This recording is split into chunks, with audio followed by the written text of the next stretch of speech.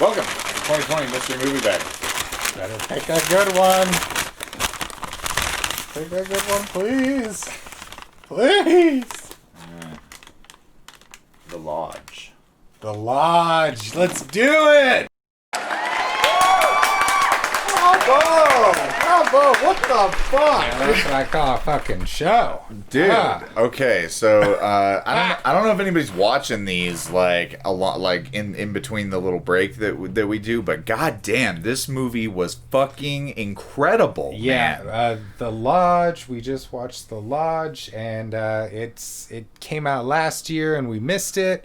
So we're catching it up now, and damn, I am sad we missed this in theaters. Yeah, what the fuck? Okay, so we're doing no spoilers for this review because this is when you gotta watch for yourself. However, it's a super slow burn. It's a really slow burn horror movie that's the pace is so slow. It's really slow. Like, it's 40 minutes shorter than The Shining, and it feels 40 minutes longer than The Shining. But if you're into that, and you love horror movies that just take their sweet time with everything, yeah, The Lodge. Yeah, it's like you said, it's a slow burn, and it really fixates on asking questions and building a mystery, because there's kind of two different scenarios that could be going on in the movie, and it's all about figuring out, okay, what's going on, and the reality of it, and when it finally gets to the climax, is just so satisfying and blew me away. You know, like I honestly wish we were doing a spoiler review because it's so good, but you guys seriously just need to go watch it because it's honestly on another level. Like it's like one of these just modern horror movies that's just fucking excellent. Like, yeah, if you like Ari Aster, Midsummer, Hereditary, and Robert Eggers and Jordan Peele, and this whole new wave of genius horror we've been getting, this is one of them. This is a slice of that pie. Yeah. Or you may find it pretentious and stupid. I don't know.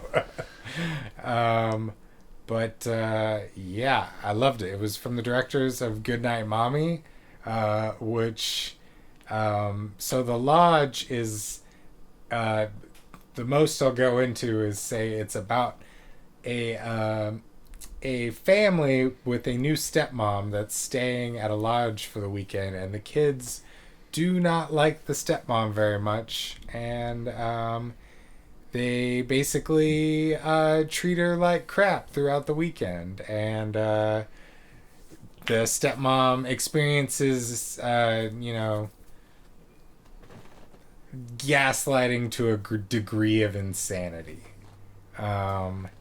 and it is very just fun to watch the spiral into madness. It's like a mix of like Hereditary, The Shining, and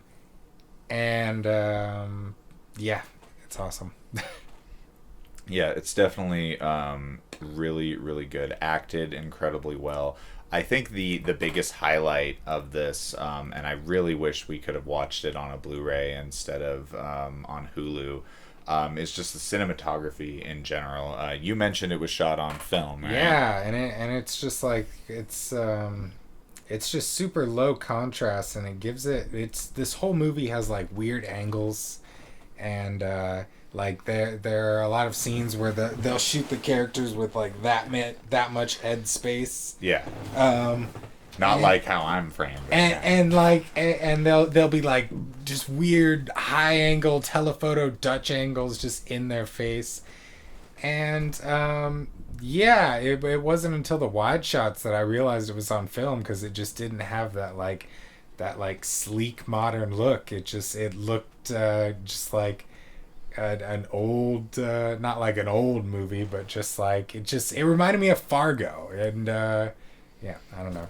Notice that. And yeah, just the some of the darker scenes, Hulu's compression wasn't doing Horrible. well with. It kind of just Horrible. turned the whole screen blue.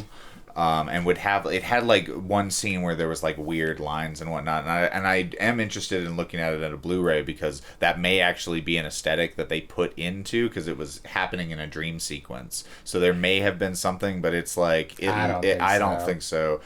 It's just so a lot of the stuff on dark scenes which were shot really well, like, and that's kind of what's so upsetting about it is like there would just be these kind of blue streaks kind of happening through the black because there's not enough color to or enough bit rate to show the color that the film is representing.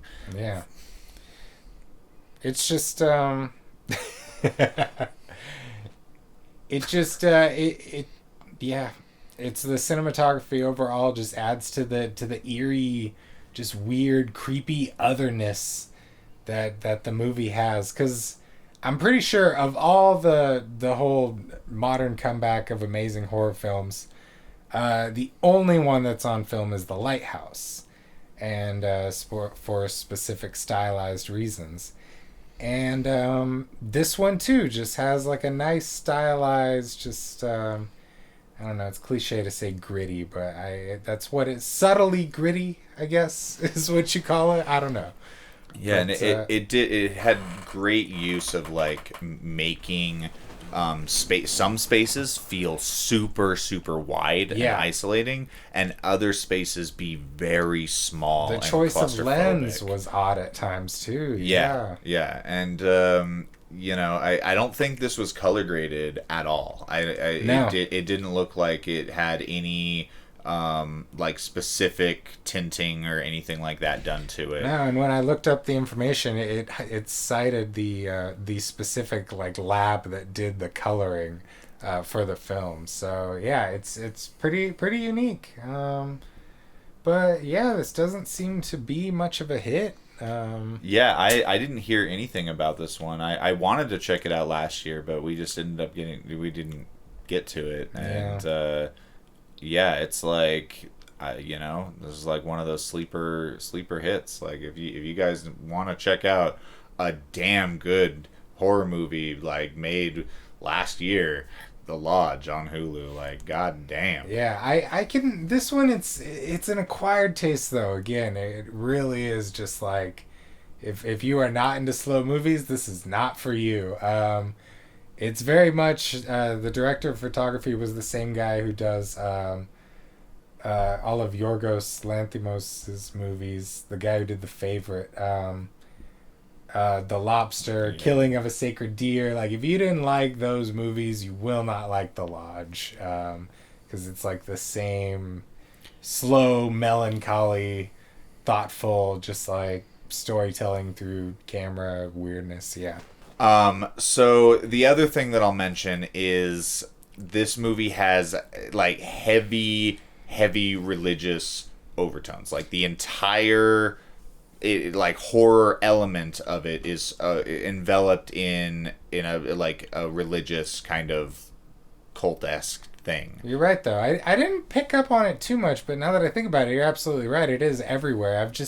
It's pretty common. I've seen. No, and this is. Whoa! I forgot to say this is a Hammer horror film.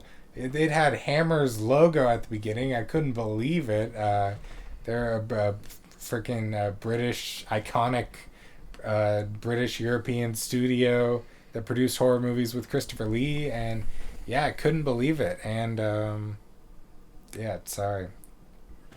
What were we talking about? That was like, yeah, I basically got said what I needed. No, you were talking about religion. Oh, but yeah, the Hammer horror films dealt with like religious themes all the time. With Dracula and stuff, especially. But yeah, go on. But yeah, I don't want to like spoil anything, so I'll keep it vague. But yeah, if like heavy like religious scenes and like self-mutilation and stuff like that makes you uncomfortable, I'd probably avoid the climax of this one. But yeah, for the most part, I think that this was a fucking incredible movie. There's another thing in this movie that a lot of people do not like.